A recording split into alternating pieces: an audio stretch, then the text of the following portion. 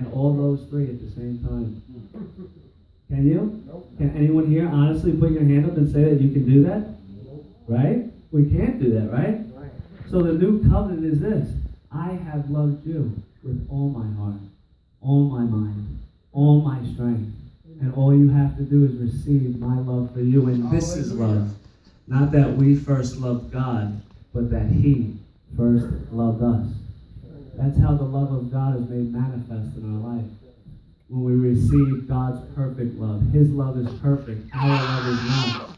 All we have to offer God is our sin. That's it. We have nothing else to offer God but our sin. We think we have so much to offer God, and we've become like the religious leaders of the day as the body of Christ today. There's something wrong. As if Christ's sacrifice at the cross did nothing.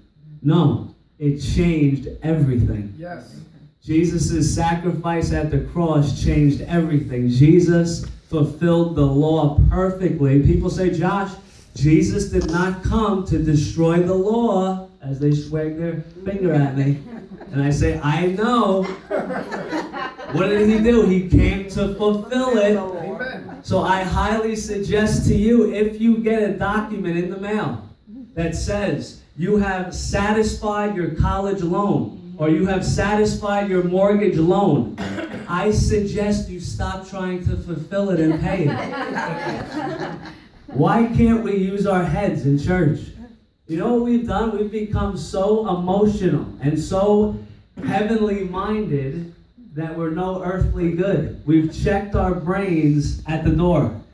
We don't use our heads. God has given us a brain in order to reason, in order to make sense of things. Now, we can't grasp everything. Who knows the minds of the Lord? Who understands His ways? We can't know everything about an infinite God because we're finite, right?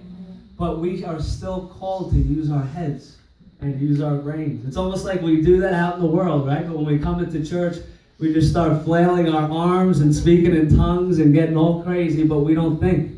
We just shout and say amen when the preacher is preaching on fire, but all the things he's saying is really condemning you and saying if you don't perform this perfectly, then God won't bless you. But here we are, hanging off the chandeliers because we checked our brain at the door. God has called you to use the brain He gave you. And believe me, you don't want to be under the law. Christ has redeemed us from the curse of the law. What is the curse of the law? If you don't perform it perfectly, you're cursed. If you don't do everything that I've set forth before you, you are cursed. You come under a curse. O foolish Galatians, who has bewitched you? You have left the grace of God, the gospel of grace, for another, which is no other gospel. There has been brethren that has crept in among you that has perverted the grace of God. There has been people in the church today and still remain, nothing has changed, they still remain, and they're still in the church, and they still say, you know what? I understand grace. We all understand grace. Why are you making such a big deal of grace? The reason why I am is because when I sit with believers, I don't get a sense that they're confident. I don't get a sense that they know that God has already paid for their healing. I don't get a sense that they believe that their sons and daughters